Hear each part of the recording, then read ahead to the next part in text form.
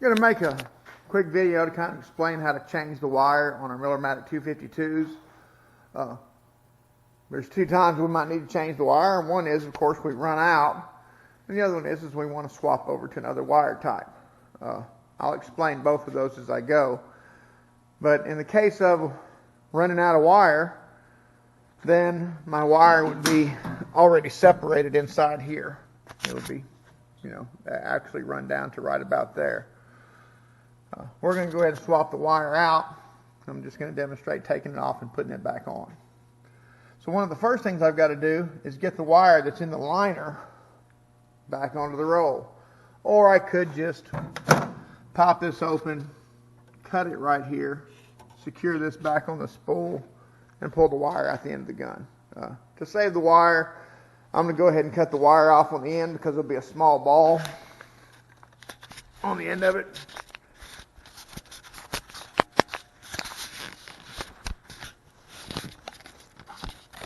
You can see that right there.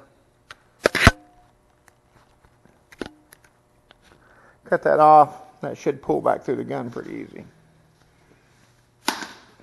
I'll throw the gun down like I did. So I've got the drive rolls disconnected, unlatched right here. Now I can just roll it backwards. One of the things that I'll need to do as I get closer is get prepared to catch this wire. I'm pretty sure I can. Use it here where I can see it. We'll try it.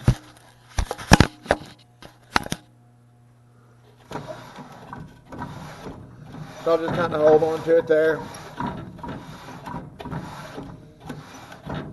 I just don't want it to come unwound and make a terrible mess and waste whatever wire there is on there. Secure it through this hole, fold it over. Now with my solid wire, 70S6, bending that's not a big problem. With the flux core wire, you've got to be careful about bending it too sharp or too many times because it will break off and then it will come unwound.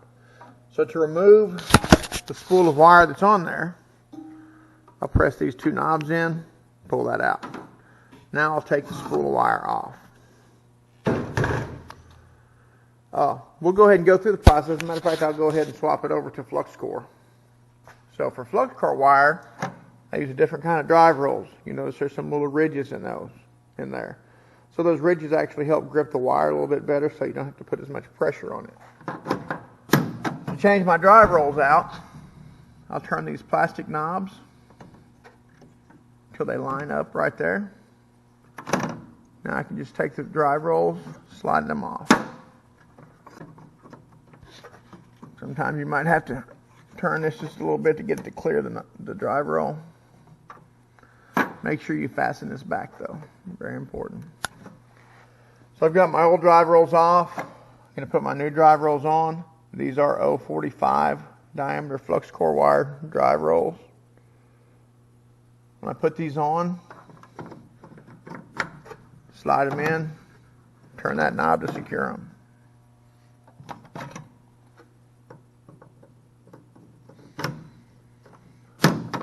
Sometimes I have to lock that down so it'll turn. So I've got my drive rolls changed out. The other thing that I have to do before I put the flux core wire on there, because it's a different diameter, is change my contact tip. Okay, I'm not going to do that this morning because you guys are going to be coming in.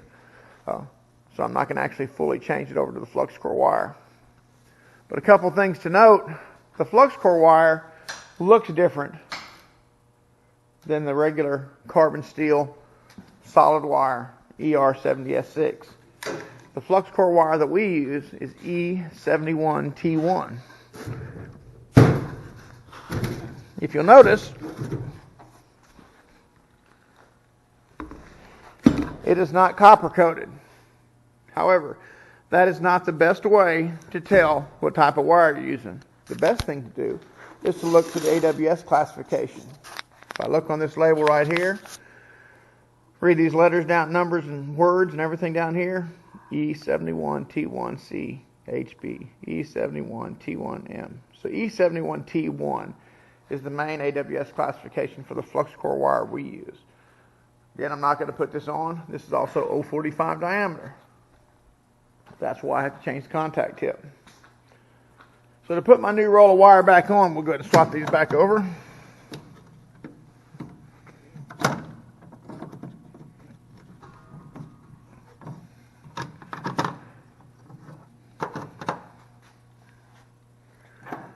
With my solid wire drive rolls, notice I'll have number. I got 030V here, 035V here. For these Miller machines that we're using right now, I want to put the number out that corresponds to the size of the wire that we're using, which is 035.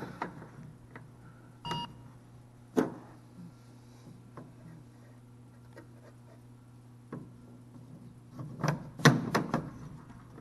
I've got my drive roll swapped out. I've got the right size contact tip on here. When I put my roll of wire on there, I want to be aware of which way it's feeding off. Notice here it's coming off the top.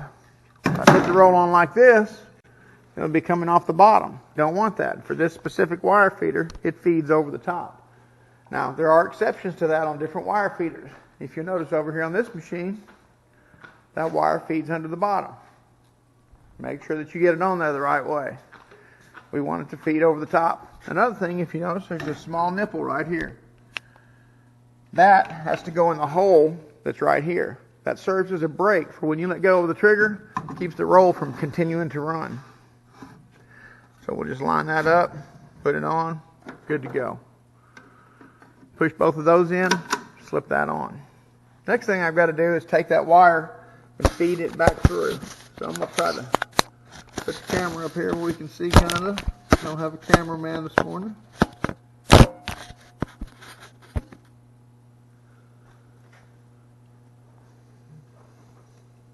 So one of the tricky parts is getting this off here without losing it. So I'm going to get a hold of it, take my MIG pliers, cut it, open up my drive rolls.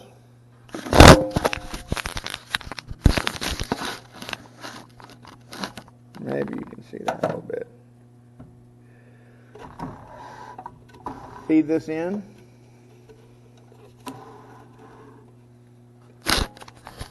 You see right there, there is the end of the liner, the small spring-looking piece.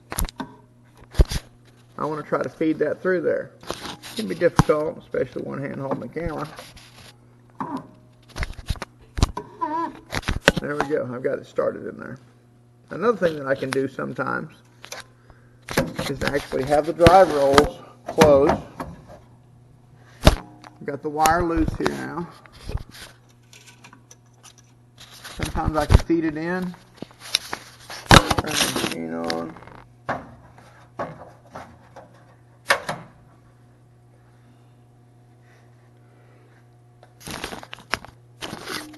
And I'm going to bump the trigger, see what happens.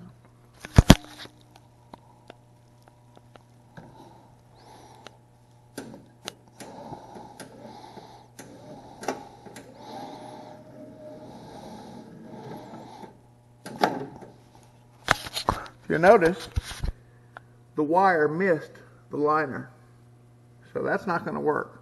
Sometimes they'll line up perfect, it'll go right in there, sometimes they won't. So we're just going to try to manually feed this through here.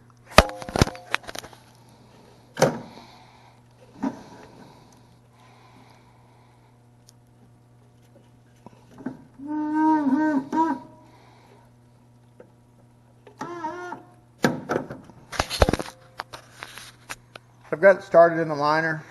I can now go ahead and pull the trigger and get it feeding through. Another thing I can do is I can turn up the wire feed speed so I ain't got to wait on it as much. And sometimes it's not a bad idea to go ahead and pull the tip off, but we're going to see if it'll feed through. I'll actually feel it in my hand when the wire gets close, and I'll know to get ready to let go of the trigger.